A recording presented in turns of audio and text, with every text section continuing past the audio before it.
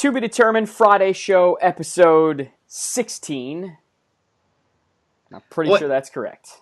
I feel like I remember last week was 16. No, last week was 15. I'm Definitely almost 15. positive. Yeah, no problem. I'm not telling the PB. This isn't even PGP. This is Friday Show. This is Friday Show. So I'm not telling this at all. So I will. Right there. That's for you. Tribes Matt wearing a cap. What do we got today? Oh, just the Pirates one. Okay. Nope. And he's going to snap his neck. I like this good-looking hat, though. Yeah, it's from friend of the show, Fots, Toby Matika. Oh, he got you that. He did. Look at that. What a good coworker. He's a big, strong man. Truer words have never been spoken. All right, so a couple of quick topics for you. Yeah. Sabres lose in their season opener, and the Patriots hang on to beat the Bucks despite... Hang on, survive, those are pretty good verbs for it. Because they didn't look great. Oh, man, good. Just an advertisement as I refreshed. It had the Patriots box score as 13, which is not right. That's not right. Oh, just needs to update? Yeah, it wasn't like... Why? I don't know why. I clicked on it halftime after the game. Halftime. I think it was a halftime score. I'm looking at it, I'm like, that's not the final score. All right, so let's start with the Sabres. We'll start with the hometown connection first. Yes. Sabres losing in a shootout, which should surprise no one that they lost in the shootout. That they lost maybe a surprise, but even then... Your boy we didn't Robin. know what to expect. We didn't know what to expect from this team yet. You know what I'm saying? It's.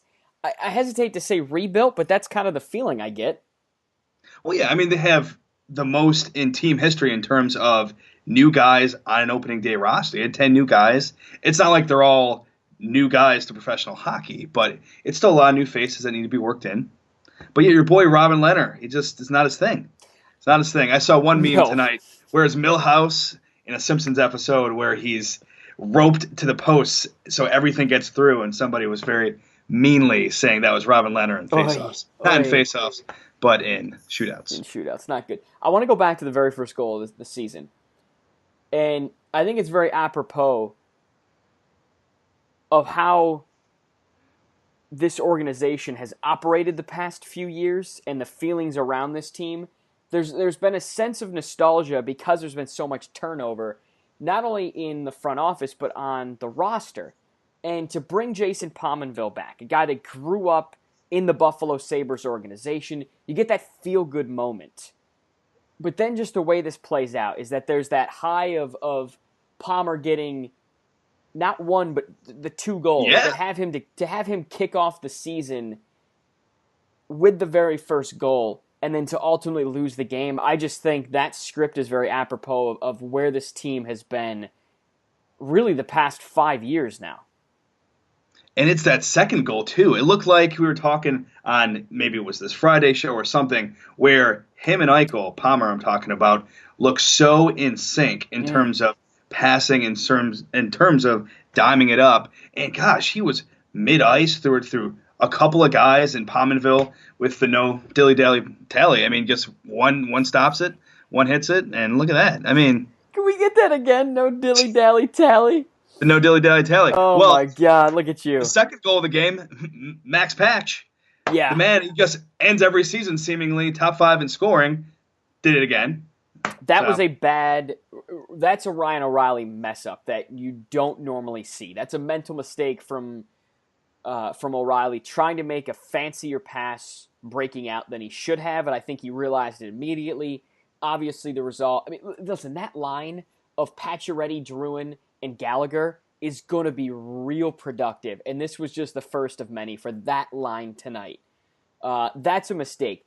To get back to your point about the second Pominville goal, Ike on the far board sauces it through his stick. Far board too, yeah. I mean, that's a thing of beauty. And immediately Sabres fans are going to look at the fact that they lost and look at the fact that Ike only had 1 assist and McDavid had 3 points 3 goals in his season debut, and Austin Matthews, I believe, had 2 points in his season debut. So yeah, that you can't get caught up in this comparison tree because the teams are at different stages. The Sabres rebuild hasn't been as fast as I know Sabres fans would like, but it's probably not been as fast as even the owner Terry Pegula would like. It just hasn't been. You put all your chips in to get Babcock, and he wants to go to Toronto. So you have to settle for the next best thing, and that didn't work. So now you're restarting from scratch. And I don't mean restarting literally from the bottom up, but you're restarting from the general manager position. So now he's got a different philosophy on his brand of hockey. You start with a different coach. He's got a different brand of hockey. And so you keep hitting the reset button, and the systems don't stay in place. And you can't build the consistency. The Sabres should look no further than their in-town team in the Buffalo Bills. When you reset your team every 3-4 years, this is what happens. That's where we're at. Now, I'm not saying it's the dump button for the whole season. I'm just saying this game was pretty apropos of where this franchise has been the past 4 or 5 years. And it plays into the point you made off the top of this topic in terms of it being a very nostalgia-based, not only franchise, but fan base. It's not just because of all this turnover, which you kept saying, which I definitely agree with. It's because it's a lot of youth turnover. I think you're still seeing that. Granted, it wasn't all youth, but a kind of play that the Sabres have struggled with. And just kind of mistake that it's really been at the forefront of what they put out there on the ice for the past few seasons. Mm-hmm. Just the way this game goes to overtime, the way it becomes 2-2. I mean, it's shorthanded. It's off the backboards. It didn't seem like there was any space between the skate of Robin Lehner and the post there, and it's kind of Hot Wheel ramps up and goes in. It's just very unfortunate. And then they go to a place and go to a format in a shootout where they're just not the best team around in. And it's really too bad to see. But going back to you saying that people need to not look every night, what is Jack Eichel doing in comparison to a Matthews, in comparison to a McDavid?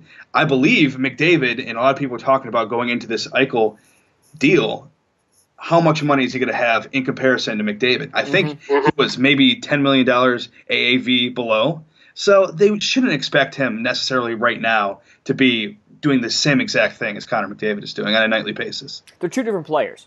Now, when they both got drafted, there was a lot of discussion about who was actually better, and McDavid had won out, I think, amongst scouts. And that I remember when Jack was drafted, they said this isn't a loss. This is still a generational player, and Jack will still be a generational player. That's why you have the confidence to extend him an $80 million contract before the season starts. That's the idea behind that. This team is going to be, I think, interesting to watch, and that's not necessarily what Sabres fans want to hear. And I just think it's going to be interesting for a couple of reasons. One, there's a lot of new pieces. I want to see how they work in. I want to see how the new systems work with Housley. And I want to see how guys like Eichel and Ryan O'Reilly and Kane, who have now been here for a few years, adapt to this system. They're comfortable because they've been in the area in Buffalo for a while. They know the building. They're familiar with all that stuff. You can get into your routines as a player. I want to see them elevate the team. The one question I want to get to you out of this is, the Sabres announced today 4 A's, no C. What do you make of it? I don't like it. You got to have one. You got to have one. I know it stinks. You have a lot of talk over the last couple of weeks. Who is it going to be? Is it going to be a Ryan O'Reilly? I know we've talked about it before. Yeah. Ryan O'Reilly, who, in terms of mixing veteran and production, he probably has both. And then you have Pominville, which is veteran, and you have production with his Eichel. And a lot of people thought it was really more down to Eichel versus Pominville. But you still got to make a decision. I know it's a tough decision, but you still got to make a decision. Like, starting quarterback, in the NFL, you don't see a lot like maybe at the college level or even the high school level, if you really want to dwindle it down to that, where you see 2 quarterbacks playing a bunch of time. Yeah. We got to go with one. It's the pros. It's amazing to me to see the discussion, and I thought my gut feeling was that Pominville was going to come out with the C. Either they would put it through social media or he would come out game one with the C. He comes out wearing nothing, which I think is even more interesting to this team. Listen, obviously Jason Pominville isn't in what you would say, quote, the long-term future of this organization because he's on the tail end of his career. But it is a guy like Gianta that brings those leadership qualities that you want. And he obviously, I think, just being younger has more skill to offer this team. Not that he was a better player than Gianta. I'm not saying that at all. Because I think Gianta was a better player when he was still in his prime. But Pominville still is on the tail end of that prime and will move into the twilight years, where Gio was in the twilight years when he first signed with the Sabres. That was a feel-good pick, feel-good signing. That was a hometown kid, Western New York signing by bringing in Brian Gianta. This, I agree with you in the fact that you can't have 4 A's and no C. There's too many roosters in the hen house, so to speak, if that's the best way to compare it. And I think your comparison about the quarterbacks is spot on. When there's a big decision to be made, you hope that only one of those guys is on the ice to go talk to an official. If 2, 3, or possibly all 4 of them, for some reason, are on the ice at the same time, who goes to talk to the official? Who's making the... You see what I'm saying? So, that's where by just wearing the C, you automatically go. The Penguins know Sidney Crosby's going. The Oilers know that McDavid's going. I still think McDavid was too young to wear the C. I really do. I just think for the culture of a hockey locker room, it's more than just the on-ice stuff. It's more than just leading the stretching, leading the huddle. It's the captains of these teams are throwing parties. They're in charge of, certain things in the locker room. And I think while Jack is experienced, he's still a young kid at the end of the day. So in terms of life experience, he's still younger. I don't think Jack should have worn the C. I think it should have been Palmer and then to Jack. And listen, really, if I had my druthers, I'd give it to Ryan O'Reilly. That dude's got every leadership quality you want in a captain. We talked about it, I believe, briefly on the last episode of the podcast of TBD, episode 31. I don't know. It was just an interesting situation. This was, to me, Phil Housley's first major decision, and he sort of went half in, half out on it. He copped out a little bit. I'm not satisfied with it. Yeah, I don't want to have my tongue be too sharp about it, but I have to agree with you, and a little bit it's because I have that Avalanche soft spot, but I probably would have gone Ryan O'Reilly. We talked about, like you mentioned, we talked about this, but we got to hammer it home. Yeah. And then just Pominville, and he showed that, he's got some left in the tank on top of being a big veteran presence. Yeah. Will have his time. Yes. Yeah. He'll wear the C. He will wear the C. He's here for the next 9 years, and that's not even including if they get him for another contract on top of it. So, I don't know. All right, let's go to the Thursday night football game. The most important question, what did you make of the Color Rush jerseys? I have liked them, and a lot of people every week make fun of them. I have liked them for the most part over their complete life. How about this week, though, in particular? Liked the white pants on the Patriots. Disliked heartily the Tampa Bay Buccaneers ones. See, I love the Bucs ones. I hated the Pats. I don't like the white. Get the white out of here. That is awful. The white is terrible. That's not a color. You're not laundering their clothes. Listen, I'm not the one picking it, obviously. Oh, it's got some trim. They had some trim. No, yeah, but that just makes it even worse. Just white the whole thing out. White the whole thing out in blue numbers. It's supposed to be a color rush. Yeah. I think you still got to get blue, white, and red in there if you're the Patriots. No, but that's not the point of the color rush, though. I know, Sammy Watkins, honestly, in all of those advertisements, it was yellow and black. Mostly yellow, not black, but blue. Yeah. Yeah. If I'm the Patriots and they have any say in this, white the whole thing out in blue letters. If I'm the Bills, red everything out in white letters. And numbers. Letters and numbers. I honestly, the color rush thing's fine. At this point, I'd rather see throwbacks. Color Rush. If I had to debate between the two, I'd rather go Throwback than Color Rush. You talked about nostalgia earlier on. I know it was something completely different. I'm a big nostalgia guy. Yeah. I'm a big retro uniforms, retro logos, retro colors. I would love it. I would love it. And these two teams tonight have great retro. I hate to say that because Bills fans will freak out, but the Patriots do have great retro stuff. And the Bucs are phenomenal. Those like orange creamsicle things. Oh my God. I need more of those. Yeah. They've incorporated that a little bit this season with their jerseys. Actually, probably a lot. I think that's in their main jerseys now. Yep. But hey, to just go fully with that cream orange. Yeah. Woo. Bring it back. All right. So the Patriots improved to 3-2 on the year. They're now 2-0 away, which I think is interesting. It's better away from Gillette because typically you go to Gillette and it's like a fortress for them. Yeah. That has not been the case, obviously. 3-2, the defense improved. Yes. And I think that's the best way to say it. Listen, Jameis still throws for 334 yards, which I think was about the average. But that also takes into account, you have to take into account with that stat, it's a little deceiving. When a team is behind at the end, they're going to the air a heck of a lot more. And to Jameis's credit, there were a few bad throws, but he at least was able to find his receivers. There was good pressure from the Patriots tonight, and really, in the 4 weeks prior, they had zero pressure on quarterbacks. They could do nothing right on defense. It looks like not that defense is what you thought it was going to be, but the Patriots, at least on a short week, have simplified things and figured them out. Yeah, for that struggling coming into this game, Patriots defense, it certainly wasn't an all-encompassing positive performance, but it was so much better than what they've had at least the past couple weeks. Yeah.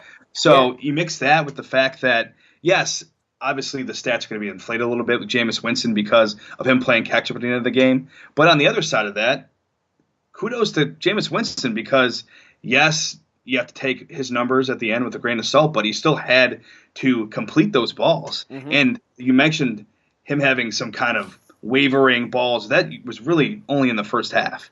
He was not good in the first half, obviously much better with a little bit of catch-up help there in the second half. But I was expecting so much more for this game, probably because 7 guys played in fantasy tonight. Thought it was going to be a shootout. Did you have 7 different players? 7 different players. Oh, my goodness. You're all in on Thursday Night Football. I am. I do love it. It's not the best way to go about it, but wow. I love it. Selfishly, Team TBD had – who did we play? Doug Martin, and that was it, right? We didn't play D-Jack? I don't know if we did, but he ended up with 106 yards. Listen, I played Deshaun Jackson. I played him at least in another league. I played him in another league too, and he did good things.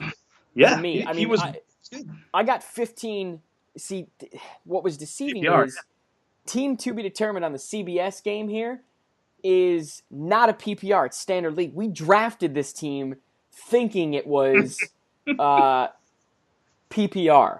Yep. So let me just look at our roster here. It looks like we got 13 points on this. I'm just going to look and pray that it's not. Okay, yep. So what our general manager did, Steve Malero, he put in Frank Gore, which I think is a good. I think that's a good play. Yeah, absolutely. But yeah, going back to what I was saying a second ago, sorry, I was expecting a shootout. That's why I played the 7 guys. Because you have a couple struggling defenses and a couple of so far dynamic offenses, at least in terms of how many weapons they get involved, even with injuries coming into play here and there so far. Thought it was going to be a shootout. Yeah. I mean, listen, I'm a sucker for Hard Knocks.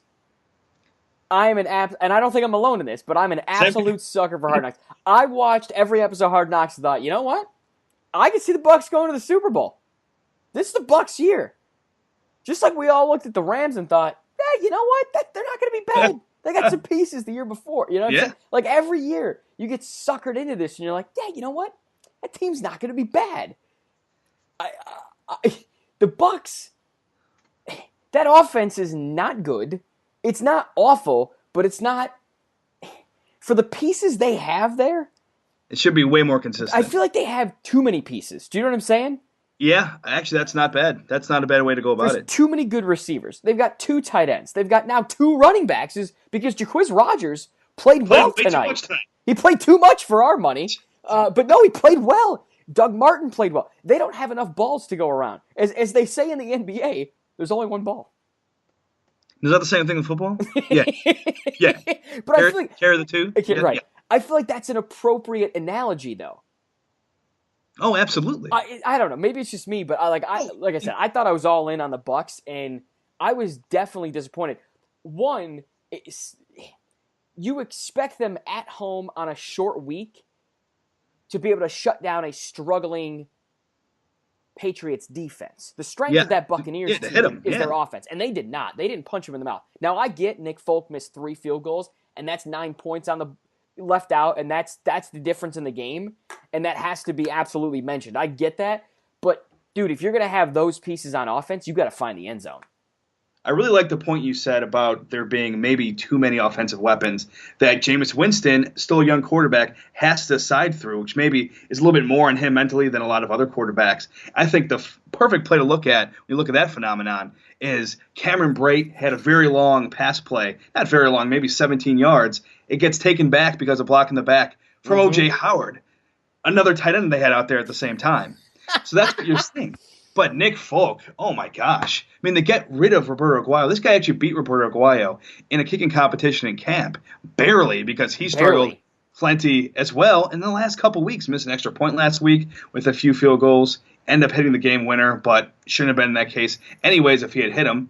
This week, lost by 5, missed 3. 2 of them were gimmies, seemingly, certainly for his counterpart there in Raymond James Stadium tonight in Steven Gostkowski, who hasn't missed one at all this year besides his missed extra point attempt. But saying it right now, Younghoe Koo just got canned today for the guy he beat in the competition in camp there in Los Angeles for the Chargers, and Nick Novak. He is going to be the new Tampa Bay Buccaneers. He's going to be kicking next week. I mean, Folk's done. I don't think we ever see that guy again in the NFL. This was a disaster. You can't do it on national TV. You just can't do it. I feel like you get 2 teams. It's like Dan Carpenter. I feel like kickers get 2 teams to prove they can do it. Folk obviously just had the Jets and then the Bucs here, and he couldn't get it done. Carpenter had the Dolphins and the Bills, couldn't get it done. He's done. I mean, listen, it's amazing to me that organization spent a 2nd-round pick on a kicker, and everyone sort of went, what? What are you doing? It's a kicker. And I get that Aguayo was like the greatest college kicker of all time. You're like, it worked out with Janikowski, but let's see. Yeah, and you didn't. I mean, listen, you don't assume that he's going to be as bad as he was. Oh, no way. But still, no one can have predicted that. But still, my goodness, this team in kicking is awful. You know what? Maybe that's it. Maybe they're a kicker away from the Super Bowl. Can you imagine?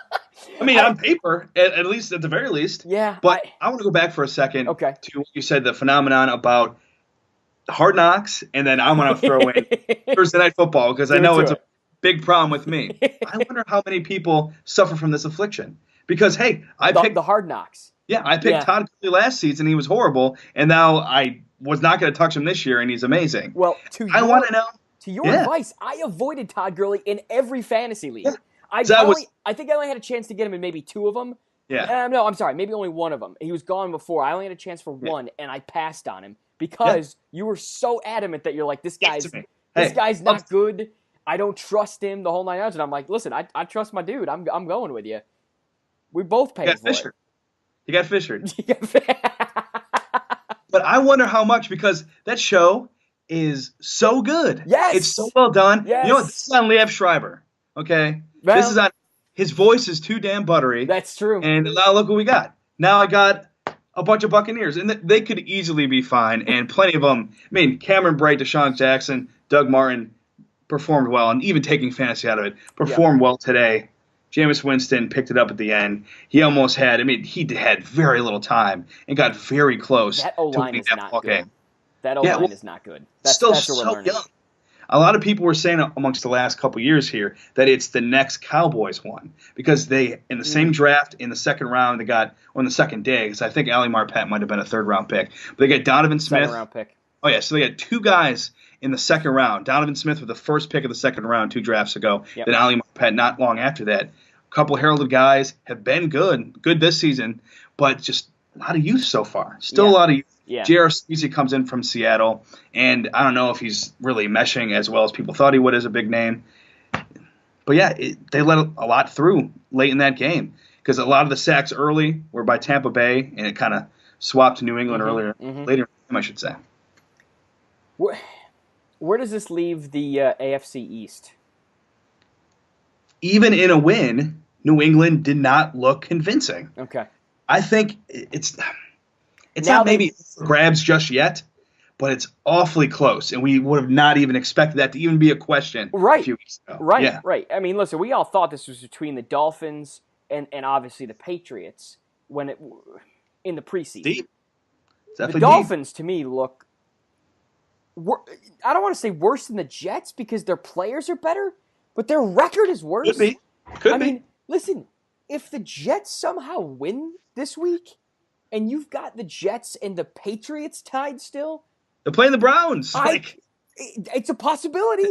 It's an absolute possibility. My head will explode. I don't think I can. I don't think I can take the Jets being 3. Did you ever think? Can you imagine if the Jets get to 3-2? Did you ever think that organization would be 500 or above this year?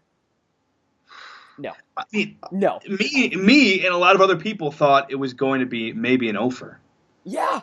And it's the Browns who are the offer, and I don't think many people saw the Browns being an offer. I think there was confidence that the Browns could at least do something, but I guess maybe I'm crazy there. But hats off to the Jets because they made that trade very soon before this regular season started. They had Sheldon Richardson, an unbelievable talent, but not a good locker room guy, out. Jermaine Kearse comes in. He's really only had one breakout game, but he absolutely helps Josh McCown become a legitimate quarterback in this league right now. All right, let's quickly touch on baseball. Neither one of us got a good look at either of these games. The Indians blanked the Yanks 4-0 in Game 1 of the ALDS. I'm not really surprised by that.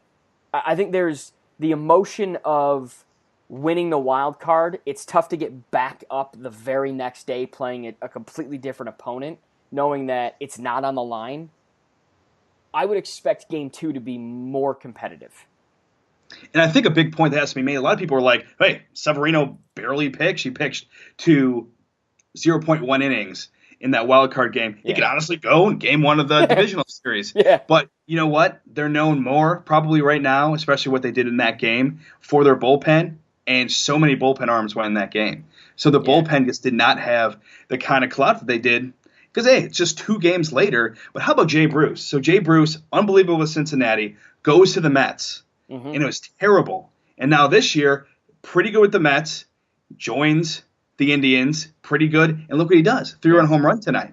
Trevor Bauer behind him. I mean, Jay Bruce, in a very short amount of time, went from super relevant to a GOAT to back to super relevant. Now he's doing it relevancy in the postseason as well. But I think a lot of it is because, like you said a second ago, they played 2 days ago. Yeah. It's Game 1. I don't think the Yanks have a chance in this series. I think Cleveland's the best team in baseball right now.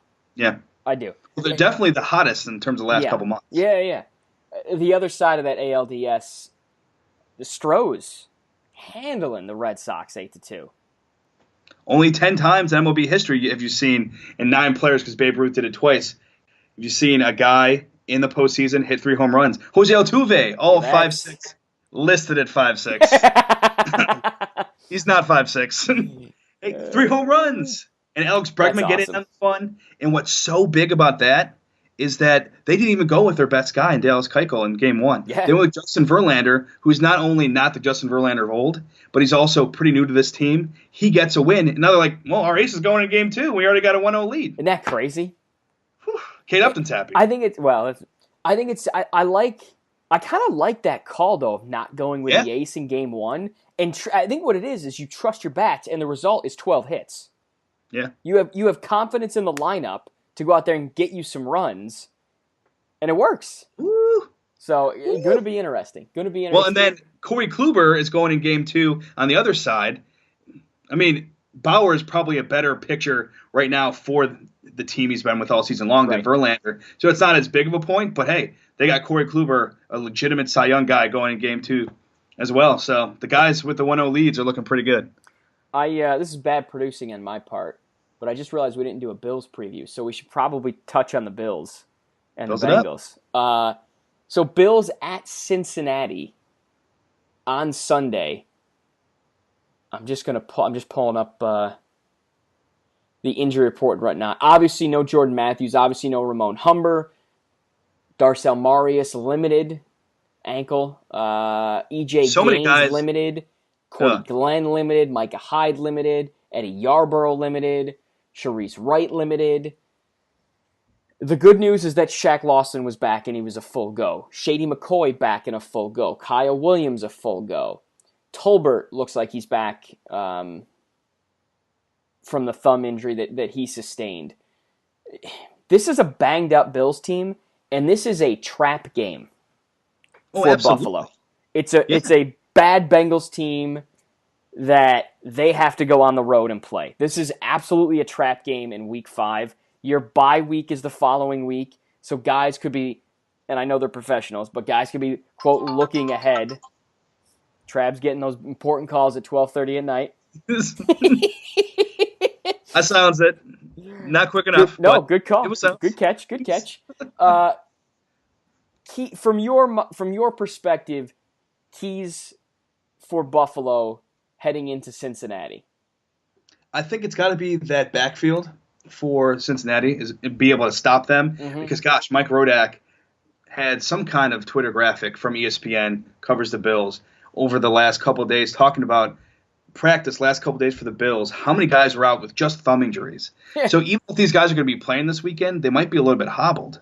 So a lot of that comes in the front seven, obviously with Humber, obviously with Darius. Let's see if Shaq Lawson's going to be 100% on Sunday against the Bengals. And yes, Jeremy Hill, very underachieving. I think that entire offense for the Bengals is maybe more underachieving as opposed to bad when you look at them on paper. Because, I mean, they still got A.J. Green. That's a kind of game changer. But Joe Mixon, I don't like to say it because of his past, but he is probably due for a breakout game here one of these days. And Giovanni Bernard has been overachieving all over the place this season. Yeah. So it's a matter of those kind of guys that can also catch out of the backfield and this 2-3-headed monster with maybe a hobbled front seven. It's going to be in order to keep them away from holes in the defense and keep them away from big plays. Offensively for Cincinnati, they're banged up right now. Yeah. Eifert's questionable. Yeah. Ross is questionable. So it looks like Ross didn't practice on Thursday. Neither did Eifert. You got a couple guys that are day-to-day. They're not nearly as banged up as Buffalo is. And no. That's a bad sign for the Bills. I agree. I think you have to control the clock. I'm not saying that you should be afraid of Andy Dalton because I think he's proven this year that he's not the threat that maybe he once was or considered to be, the potential to be. That's a bad Cincinnati team that is third in the division right now in the AFC North, behind a decent Baltimore team, and man, what is an interesting Steelers team. Your Steelers are locker room problems, but they've won 3 games. This will be an interesting week for Pittsburgh as well. The wise guys in Vegas have this as what is points. it? It's 3 points from what I'm looking at right here in favor of the Bengals. So at home. The Bills go in as road dogs. The over-under is 39. I like the Bills, and I'll take the under in this. Like a 21-20? No, that would be an over. I don't know anything about betting. But over-under is the total number of points scored. I could see this as like a 17-7 final. Yeah, if Patriots Buccaneers was 19-14. I mean, I think you have to watch, even with Eifert out, Bengals at tight end. Tyler Kroft is very athletic. I mean, he scored a touchdown last week, flipping essentially over 2 defenders and going high point with it, at least to start off the progression of the play. But I look at the Bills, and not only have they not maybe played up to their potential against tight ends, but Greg Olsen getting hurt early. They didn't have to go against maybe the best competition that is ready to go up against really athletic, really productive, possibly tight ends. I mean, and Kelvin Benjamin, granted, he's going against a Trey White on the outside more so than linebackers. But they had a lot of trouble with Kelvin Benjamin. Austin Hooper didn't do too much last week, but Levine Toilolo is a guy who caught way more balls. They got way more yards than a lot of people expected. Yep. So they have been okay, but not maybe as good as they could have been through the first few games here of this season against tight ends. And Tyler Kroft is no joke, even though he started the season second on the depth chart. We talked about, and I think there were a lot of people talked about this, that last week was a statement win for the Bills. That if they could go to Atlanta and get the win, good dodge. I don't know what that was. Duck of a fly or something in the room. If the Bills could go on the road to Atlanta and beat the Falcons, but as we both noted, and you in particular last week, that was a win with a lot of asterisks on it. And this is a Bills team that in the not so distant history of this team, and in the recent history, has had good starts, has been able to get out to 2-1, 3-1 starts. I'm going to ask you this question. Maybe I'm crazy with this, but because it feels like a trap game, and because we're not too sure about this Bills team yet, could this be a statement win for the Bills? Could improving to 4-1 with a couple of good road wins be a statement for this team? I don't want to say more so than Atlanta, but I almost feel that way. I almost feel like because this is a trap game, and because this team hasn't been 4-1 in I don't even know how long, this could be a huge momentum builder for this team headed into an early bye week. I would agree with you. I would say it's maybe a statement win possibility because, like you mentioned, they're road dogs. This is a team in Cincinnati that has had plenty of postseason play over the past few years. Yep. Andy Dalton had a big game last week, and they pulled off. I mean, the opponent wasn't maybe the best in the league, but they won a game they were supposed to last week, and they won in pretty exhilarating fashion. Mm-hmm. So you mix those three things with the fact that I think it looks a lot better, even though it's just one more game to tail it down to the season, just to have success and to be so far over 500 through that first quarter of the season. Because right now we're through a quarter, but to do it past the first quarter of the season, I think has a lot more, even though it's only one more game, a lot more clout to it. And this is a Bills team that won't face the Patriots until the very end of the season. I believe it's weeks 15 and 17 that they play. And so by then, you would assume that the Patriots have figured this thing out, which is not good for the Bills. If you were to play the Patriots at any point this season, you obviously would have wanted them early. And you're not getting it early. You're getting them late in the season. It's possible the Dolphins figure things out. I don't know, but anything's possible in this league week to week. So the schedule, while some may look at it as favorable, we noted weeks 4 to 8 are not going to be easy.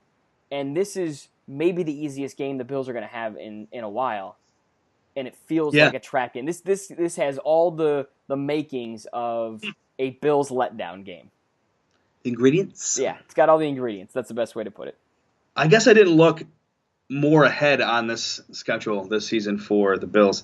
They play 15 and 17. They play the Patriots? Yeah, who's making the schedule?